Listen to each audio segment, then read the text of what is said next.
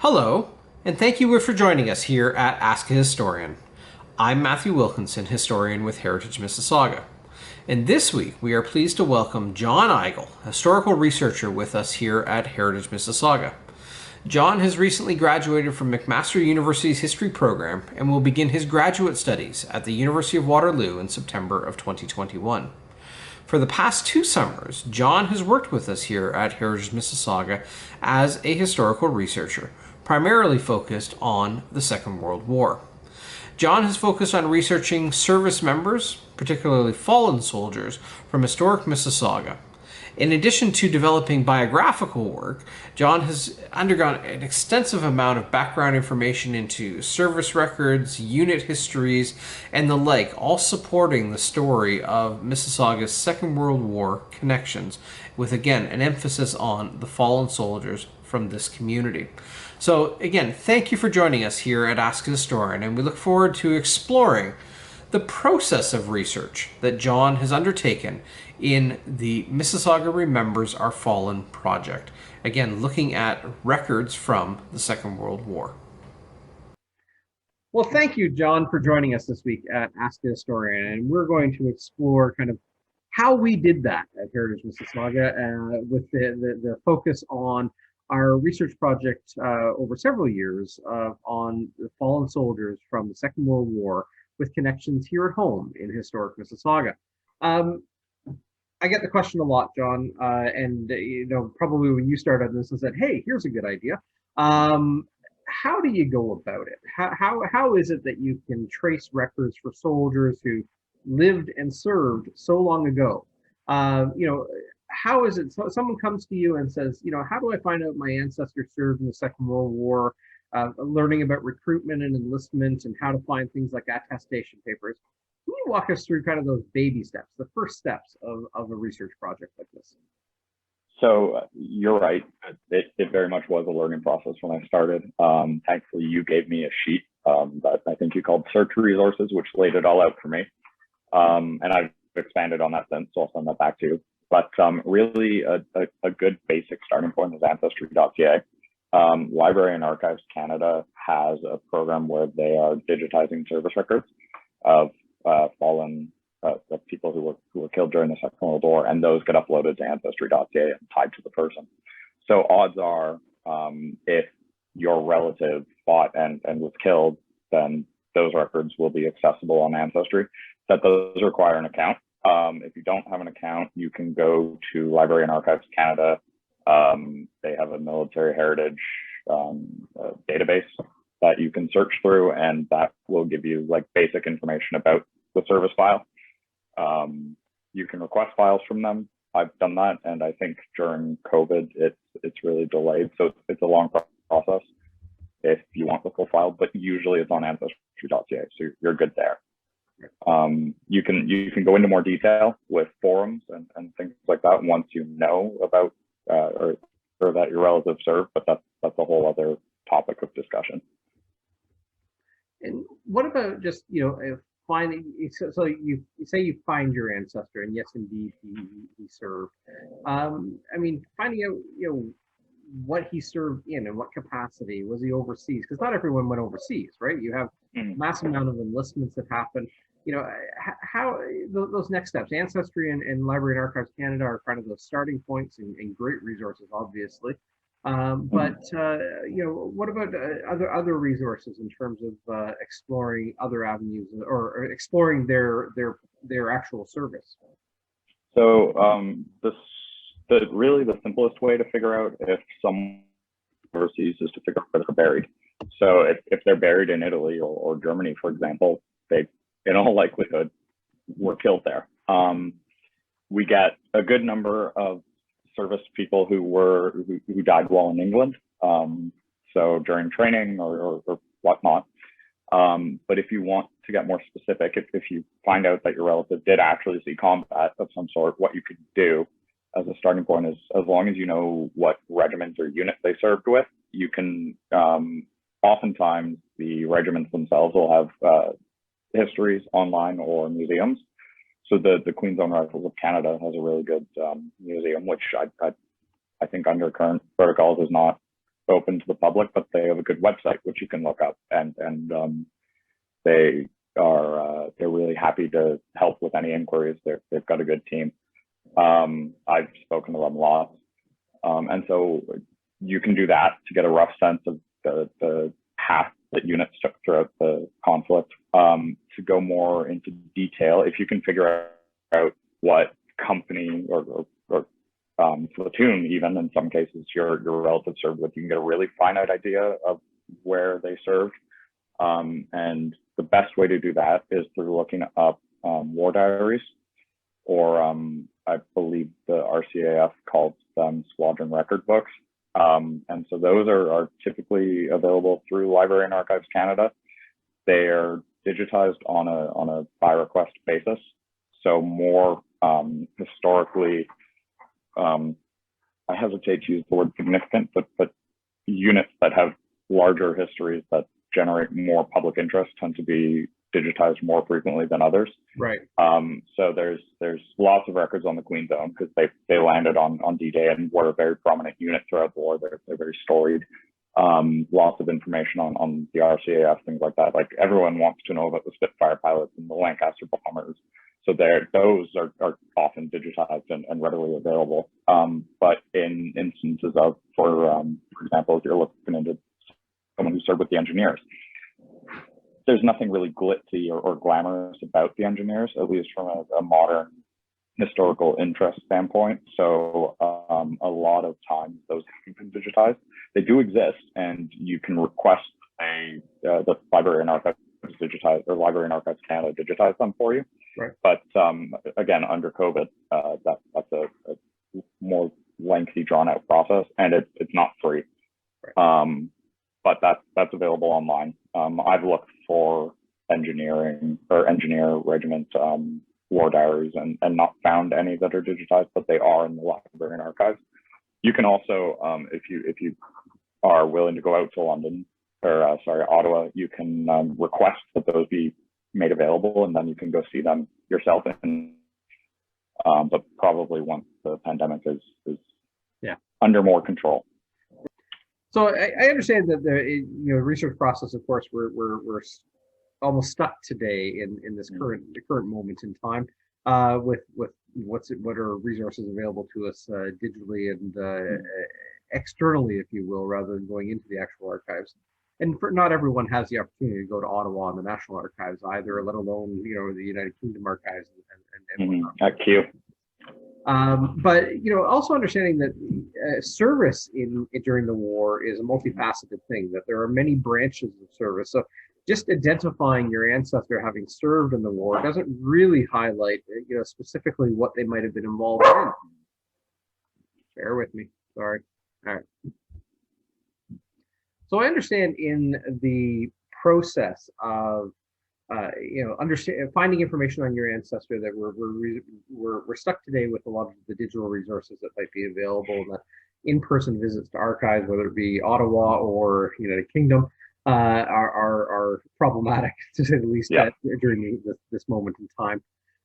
But you found your ancestor, you found the person you're looking for in the records, but it doesn't really highlight their aspects of service, and there are various branches of service. And I'm wondering if you can walk us through kind of that multi-layered exploration of service records and where people might have served and in what capacity and what units and that, because it is quite a layered look at the armed response that Canada was contributing to.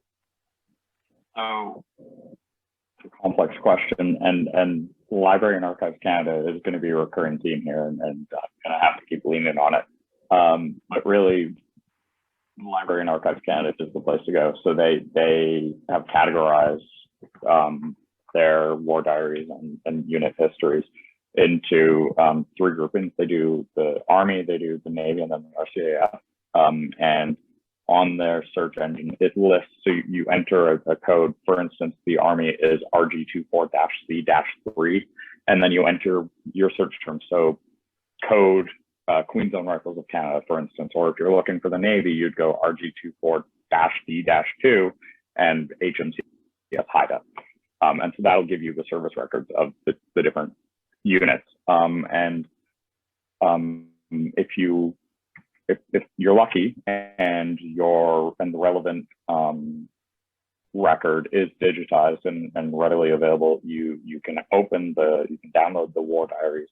And those usually, it depends what's been requested. So the war diary itself that is generally used for basic purposes is kind of an hour by hour record of where the unit was, what they were doing, what orders they had received, and what they were going to be doing in the near future. Often it's coded, the locations, for instance, are coded, and you can figure it out with, if you can get your hands on it. McMaster University, thankfully, has a really good collection of historic maps, so I've been able to do that to an extent. But the war diaries reference, it's a usually six-digit geographical reference that is based on individual maps. So once you know the scale of the map, you can go from there. And so those, more often than not, the locations aren't coded, so it makes it easier to follow along on your ancestor's path. And then in addition to that, so that's usually between 5 and 10 pages of text, depending on how busy the month was. It's broken out by month.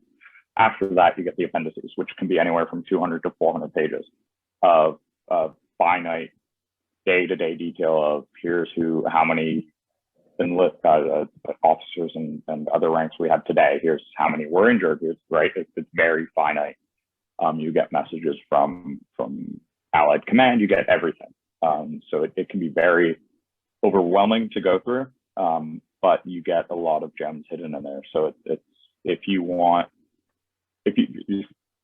you know what day your relative was killed on, you can narrow it down by going through what's related to that day, for instance. So that's one way to do it. Otherwise, you're wading through. It takes a lot of time, but you'll learn a lot. It also, when you go through these old records, they're military records. There's lots of jargon and there's lots of code to learn. Right. And so there's abbreviations. So there is I'll make sure that there's Library and Archives Canada has a webpage devoted to just common military abbreviations, which is critical to understanding these documents, and was a total game changer in my research. If records aren't digitized, I turn to this. This is Allen Lake's flying units of the RAF. So Library and Archives Canada doesn't have anything really on RAF. And so for looking up Canadians who served with the RAF, that book's been very useful because it's really just a lineage of every unit that the RAF from 1912 to, I think this book was published in the late 90s. And then you can use that. So you go to the National Archives in the UK, which are online and then function similarly. You have to learn how to operate them, but once you do, you can pull up similar records. And so that's how you would find, for instance, anyone who served on Canloan. So an officer who served, a Canadian officer who served with the British unit would be there on Canloan, or we have Canadian air crew served in the RAF would be at the National Archives at Kew. I think that was one of the interesting parts that I learned in the process of living vicariously through your research, was just how multifaceted service was in terms of, I mean, you had a Canadian Army contingent, soldiers that went overseas fighting as Canadians, and serving in Italy, serving in obviously Europe and elsewhere. You also had Canadian Navy involved with crossing the Atlantic and convoys and the like, and of course, helping with the crossing during D-Day and the like. But you had a large number of airmen that served with the Royal Air Force through Bomber Command and the like. So it's not cut and dry. As what works for the Navy doesn't necessarily work for understanding the Army or understanding the Air Force. Each one is kind of its own branch, right? Like in terms of just service records. And you documented an individual who, as an air crew, was situated in Burma, flying in India. I mean, you have these remarkable things. You also referenced engineers, which were connected to the army, and you had a reference to a Sapper Frank Rufus Sheepwash that was from historic Mississauga. And I'm wondering if you can kind of explore what drew you to that one, to him, in terms of exploring how it is you found records on him. And so I really struggled with Sapper Sheepwash. What drew me to him is that I'm pulling up my files on him now. Please don't think me rude. I have pictures of him. I have pictures of him with a young woman who haven't been able to, or I was able to identify, but I don't know the connection. I've put out feelers on the internet trying to figure it out, and someone has done has attempted to colorize photos, and that kind of takes you out of it. But he served with the engineers. He was wounded during combat, returned to his unit, kept going, and through the records I get, I don't know really how to explain it in non-human terms. It's humanizing to be able to read the hospital records of someone who's suffered a shell fragment wound, and he shows up in local newspapers writing home, and then he returns to his unit and is eventually killed. But because he's he was with the Royal Engineers, I have been unable to find digitized versions of his unit's war diaries. So all I know really is that he was killed in Italy. His unit was, I figured out which infantry division his unit was attached to, and I could point to roughly where that division's headquarters were in Italy at the time of his death. But that doesn't give me any information where he was, right? Because the division is a huge formation, and so I thought it was interesting. Interesting isn't really the right word, but it's remarkable the way we can lose the humanity in someone just because what they were doing isn't necessarily as widely interesting. It's not as attention grabbing. Engineers are critical. They built bridges. They did everything that we needed, right? I mean, the D-Day landing for Queen's Own Rifles went poorly initially because the engineers arrived late on the beach, and I think Queen's Own landed around 8 a.m. and the engineers didn't get onto the beach until 9:30. So the Queen's Own were able to get into the town, but their tank support was stuck on the beach until the engineers could come in and blow a hole in the seawall. So for an hour and a half, the Queen's Own weren't able to do anything. And we know, or at least I know, basically nothing about what the reality was like for these engineers who they were there, they had to get to the front, but they had to support the fight. But we know, or I know very little about them, and I find that really interesting and engaging for me, trying to eke out little details about these people. And I guess that what it shows as well is that a lot of times, for anyone out there searching for an ancestor or somebody connected to service in the Second World War, there's often holes in the story, or holes in the understanding. But at the same time, like you said with the war diaries, you've gotten to the point where there's a couple of individuals that you can point down within a few meters of where they fell, that is. I don't know if harrowing is the right word, but it really is a sobering thought when you start placing them on modern maps and thinking, people walk by this spot every day in the modern era, and yet you can place a soldier passing away along a certain road as they entered a certain town, or you drew my attention to the Canadian attack on the Carpentras Airport. And just how well documented that was, and the CBC footage of that. Is it CBC? I can't remember which the footage. Yeah, of that, and just you're putting people on the ground in a certain place and time, and realizing that our boys, much like many other Canadians, were there and serving. And I think that is really sobering when you look at that. We alluded to it with the reference to British service in the RAF, but not all Canadians served as well. They were Canadian, obviously, but they didn't all serve under Canadian command as part of Canadian units. And so that's another layer of understanding service as well. If a soldier might or an airman might be appended or connected to service through a British unit, Mhm. and how do you go about finding records for those?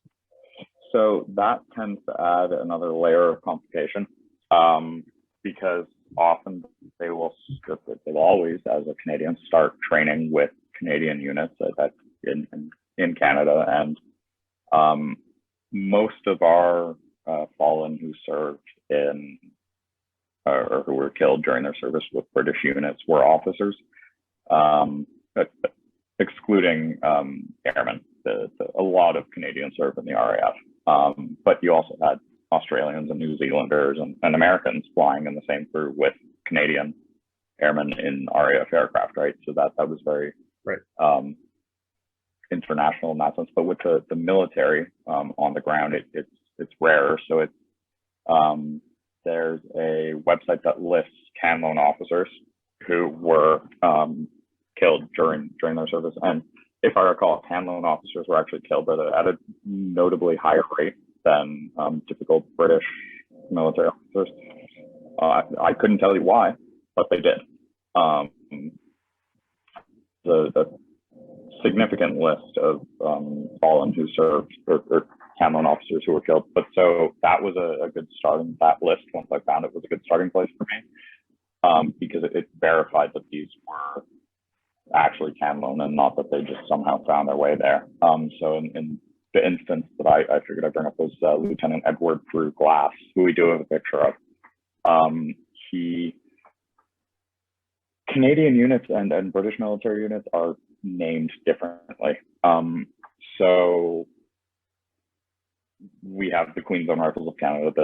The British have their own Queen's Own Rifles. I think we've all heard of the Black Watch, which are British, and we've got lots of first and second companies and things like that. But then the British will number their units, and so Lieutenant Glass at one point served with the 5/7 of actually I'll pull them up so I can give you exact, but the 5/7 Highlanders of some sort, and so I had never seen that before, so it became a question of, did he serve with 5 of 7 units or what? And yes, so it was the 5/7th Battalion Gordon Highlanders, and then a week later he was posted to the 1st Battalion of Gordon Highlanders, and then he was killed.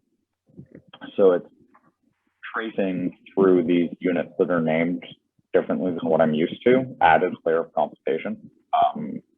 It wasn't dissimilar from switching from studying air crew to Navy. There's just so much parlance to learn. I thought it would be a simpler task than it was. It's interesting. It's a challenge. And you're working from 2 databases in that sense, because you get the Canadian documentation. They kept records on their can loan officers, but you also get British documentation. And it's interesting it's a complication to have to deal with both, especially when the data that's entered on the forms doesn't match up. You also, one of the terms we hear reference if you're looking at Second World War documentaries and like is bomber command, and the bombing campaign over mainland Europe and into Germany that was exercised by the Allies. But Bomber Command itself was part of the RAF, and yet you had Canadian squadrons functioning in Bomber Command. And so again, you talk about these layers. How did you help decipher that the roles of Canadians in Bomber Command? So because bombers and like Spitfire pilots, Bomber Command is very frequently talked about. So beyond pulling up the station at the National Archives at Kew in England, there's a lot of forums on specifically Bomber Command and RAF and RCAF. So one really useful database is the International Bomber Command website that has its own a subsection of just losses. So it's the losses database, which is huge because it lists aircraft, models, registration, and all the information you need to track down the aircraft. and when possible, it will list where the aircraft was downed, because after the war, the Allied forces sent out investigative teams to try and track down aircraft and the remains of crews. Because what would typically happen is when an aircraft went down in German occupied territory, the German military would come out to the site of the crash and recover remains and give them the best burial possible. And I have lots of records of the Allied investigators. These graves were remarkably well maintained, and that the local population really adopted them in a sense. In other instances, the local population did the work themselves. The Germans, for whatever reason, didn't get to the crew, and so the local population just took the task and made headstones for crew and buried them and took really good care of the remains. And so after the war, it was possible to track them down because of all that work. And so that work has enabled the creation of databases that we now use 70, 80 years later. Right. And so in some instances, I've been able to find photographs of the wreckage of aircraft. The German forces did take photographs often. It's also useful to be able to, as I mentioned, the squadron record books, they will mention typically number of aircraft and destination of the raid. And you only get mention of specific crews when it's in the context of X aircraft failed to return. Right. They don't know what happened because they took off and it's radio silence. But an aircraft doesn't come back, so you mark down what the aircraft was, and then you can, with that reference, you can then go online and find through sites such as International Bomber Command Losses Database who was in. If you search for crew, or the aircraft registration, you can then find who was in the crew, who was lost. And so that's really the best way, in addition to forums and then talking to people in the know and books in different languages that can be hard to get a hand on. That's generally the best way to track this information down. And I guess another one, just to point out to people looking for, their ancestor service potentially, or somebody, someone connected to service, is not every service was in, lack of a better word, in harm's way. Here in North America, you had people engaged in supporting the war effort that would be performing a service, such as like Ferry Command of transporting aircraft built in North America to the fronts in Europe, or at least to Britain and other points for service in war. And so that is essential part of the war effort as well, and not without its hazards and challenges as well, even though they're not perhaps facing enemy guns. And so it's a bigger animal than those that just fought on the war front. So when you did reference earlier war diaries and exploring what those are and how to find them, the kind of that really minute by minute history or hour by hour history of a unit's path through Europe or elsewhere. But one of the things I was fascinated with was how you connected kind of where someone might have been killed, whether it's by their burial place or their death record of where they were, versus what the unit was doing. Like you really married the two in that process. And again, can you walk us through where you find war diaries and kind of maybe highlight some examples of what you found in war diaries? So, as I've said, war diaries are generally available through Library and Archives Canada. Some of them aren't, for whatever reason, they haven't been digitized, but people will go to the archives, digitize them themselves, and then have that in their own personal collection. So I found that I'm now a member of many forums because of this job, but so WorldWar2Talk.com, which is www.talk.com, is a forum. Aircrewremembered.com, RAFcommands.com. These are all really useful resources, and I've made connections and speaking to people who have, before COVID, been able to go to the archives and have digitized these files and are happy to share it because they are always happy to see a new generation trying to learn about this. So through that, I've been able to source a lot of war diaries that aren't readily available online. Um, but then in the war diaries themselves, you do get that hour by hour. But in some instances with people, so one individual whose name I can't remember which specific individual, but their field burial cards, the fallen were buried twice. You get the initial burial just because we have to bury these people, and then after the war, the Commonwealth War Graves Commission went and exhumed bodies and gave them proper permanent burials. So you get it's called something to the field burial card. Not every file has these, but a good number do. And so they usually give like basic town or municipality where the person is said 10 meters or shell crater 10 meters west of such and such road. And so I was able to, because I had the war diary that explained where this unit was on the date and time that our individual was killed, I was able to figure out the town that they were referring to and then use the field burial card to narrow it down to the specific road. And so in that sense, I was able to pull up Google Maps and with the satellite view, I found the road. And I knew that there had been a wheat field that he and his unit were advancing through. And the wheat field, I think with expansion of the towns in the past 70 years, what was once a wheat field, I think is now housing, but I think they've only really expanded one block because it's still a fairly small town. So I think where this individual fell is now under buildings, but the rest of the wheat field seems to be there. So I'm able to, in this one instance, pinpoint with what I think is certainty, what I hope is certainty, where this individual fell. And it was a surprisingly emotional moment because I doubt the family, like this person's parents probably had no idea what happened to their son. And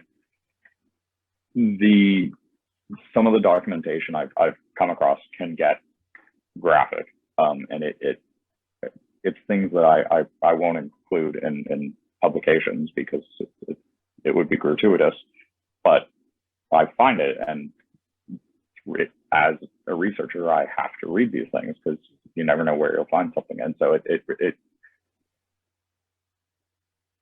it's shocking almost to find that level of detail of what happened to someone and be able to say it happened there. And it brought it home. Along those lines, and it tugs on the heartstrings too when you think of these as, not all casualties were a result of service, although a result of being overseas perhaps. And you've had we know of a couple of casualties that lost their lives and were from this community that died tragically in accidents. And then I know you found, and I found it sobering and emotional, perhaps that's the right word, but the accident reports on these individuals of knowing what happened to them in those final moments, and it had nothing to do really with active service, and they're tragic as well. The sudden loss of lives. That was and to be able to find those records that survive of accident injuries and the like, and quite stunning. You mentioned the Commonwealth War Graves Commission and some remarkable resources in finding you fallen, and finding where they now rest. Doesn't mean that's where they originally were buried, as you said. Yeah. But I wonder if you can walk us through kind of what you can find and how to find it on Commonwealth War Graves Commission, how that can help the search for more information.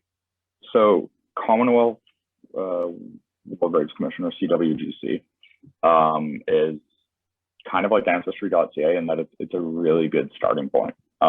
It's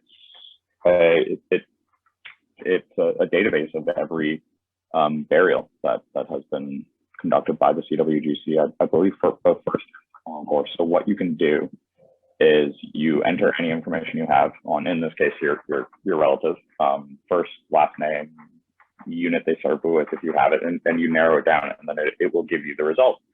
And so if you find your relative, what it will typically give you is the basic information that you probably already know. So their date of birth, things like that, and it'll a transcript of what's written on the headstone, where they were buried, that sort of information. But you'll also get the military documentation on like the original documentation of what family wanted on the headstone, and then you get transcripts and things like this that will have been created in the process of creating all these burials. So you get that more finite information, which is useful in instances where you don't necessarily have a picture of the headstone, which is often happens.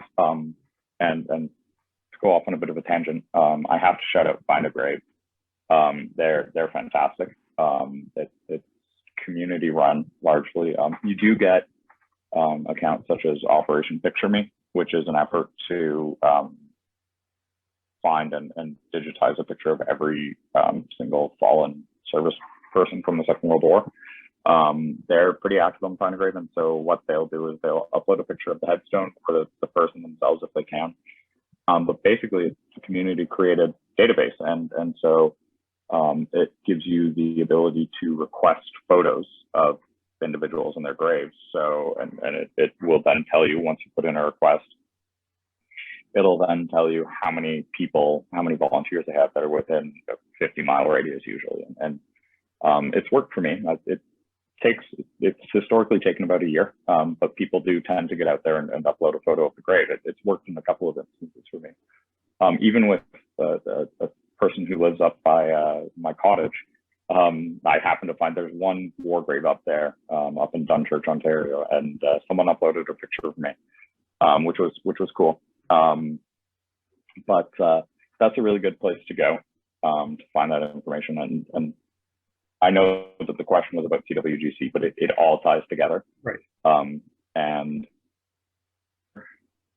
CWGC, or the Canadian Virtual War Memorial, I think the Canadian Virtual War Memorial does less of the actual bureaucratic documentation, and it provides all the same information, but they're more interested in getting actual photographs of the headstones and the fallen themselves. So I've a number of times submitted photos of fallen that they don't have, and they are really quick, like usually 1 or 2 business days, and it's uploaded to the page. So there, a lot of my job has been sharing information, both with families and with databases. And that's the magic of what we do. I always say that, you know, we're helping assemble the information, but we don't own that history. It belongs to the community, and you know, anyone watching this and is interested in learning about historic Mississauga's fallen soldiers from the Second World War, reach out to us. We're happy to share all of what you've done. And a lot. So they'll have time. Yeah, it's thousands of files, I know.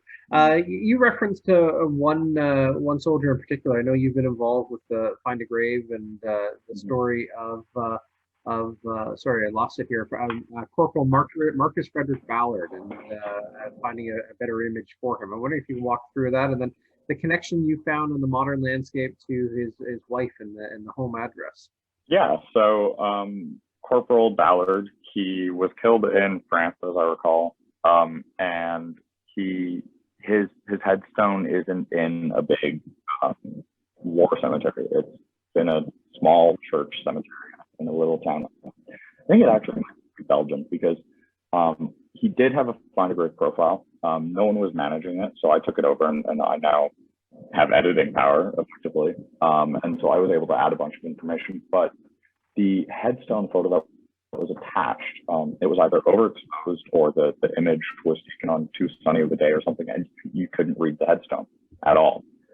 So I did a bunch of digging online, and this is the power of Google. I mean, if you try hard enough, sometimes you get lucky. I found a Belgian website, which I had to translate into English, that happened to be, I think it's 3 people, I think, who run it, that they're friends, and they live kind of in that hotspot of graves, and they go around and photograph graves, and this website had a really good quality image. So I emailed the whoever the contact information was for this website, and wasn't expecting a response, but got one within like an hour. And it would have been like 2 a.m. their time when I got it. And so they sent me a really good high quality image of the headstone. And they asked me to credit the two photographers who went on the trip, but I have now a fantastic image, and I'm sure we'll share both images, the original that was up and the new one, and we'll credit the authors of the image. But absolutely, and it takes an army, right? And I don't mean that in a military sense. There are so many. Oh, that's a good analogy, I guess. But there are so many people in different components that contribute to a research project. From assembly and organization of information to images on the field to really understanding the local fabric or local connections to this bigger picture in time. And it's all about sharing information and being willingness to share, and knowing that it's not our story. It's the story we're commemorating and honoring those that served and fell, in some cases so long ago. One of the things that you shared with me, and I'm wondering if you can highlight, are some of the fascinating projects or fascinating entities that have come out of this commemoration of the Second World War. You mentioned Project 44. So Project 44 is a Canadian effort. It started several years ago now with an effort to digitize basically a map of the war in Europe from D-Day, June 6th, 44, on to the German surrender. And so what they did was through Library and Archives Canada, they got all of the diaries that they could, and they mapped it out. So they have exact transcripts of all the diaries. They take pride in keeping any spelling mistakes, punctuation errors that were made by the officers writing up these diaries. And then they trace every unit on the map. So they have the front lines and all the units, and you can filter by what you want, so it doesn't just become cluttered through their course of service. Yeah, and so you can narrow it down to a specific unit. And in instances where you can't, or I couldn't find a war diary, that's really useful, because it still gives you can see it on a map, and it might not be as accurate as you're finding a bomb crater, but you know that they were on the southwestern approach of X town. So that's really useful. And they actually this summer, while I was working, the site went down, and then 20 minutes later, they had uploaded all of the Italian campaign, which was fantastic, because I knew they were working on it, and I was hoping that they would get it up by the end of the summer, and they did. So kudos to them. It's not 100% perfect. There's a few gaps, but really minor. They've done a really good job of it, and I'm sure they'll fill in those few gaps. It's a difficult job. I have nothing but praise for them. So that's a really huge resource that has been extremely useful. And I know in our conversations with you and I, you've talked about yourself having visited the Geo Beach Centre. Yeah. And not only as a resource, but a destination for those to understand kind of more of that Canadian context of service. And I wonder if you can highlight that a little bit. Yeah, the Geo Beach Centre, another resource that I've personally spoken to. I've reached out to them for information and guidance on finding resources, and I visited there, I think about a decade ago now. My grandfather and a couple of his friends, all history buffs, and my grandfather, a former French teacher, so he did all the interpretation for us. And a handy person to travel with. Yeah, absolutely. The service and restaurant suddenly improved whenever he started speaking French. So we were specifically there we toured all the beaches, and then we did a trip to Vimy. But on D-Day, the anniversary of D-Day, we visited the Geo Beach Centre to sit in on the commemorative ceremony, which was quite something. And the Geo Beach Centre itself, they have like a museum, as I recall, and it's really well done. It's definitely a multinational crew, and they're a fantastic resource. They have lots of information on their website. They have databases. They have whatever you need, and where they don't have information, they will point you to it if they can. Their team is really open. They are quick. They're any questions you have, get in touch with them. Really clearly, like you can get the head of, I think CEO isn't the right term, but the head of the organization, their contact information on the website. They're fantastically open.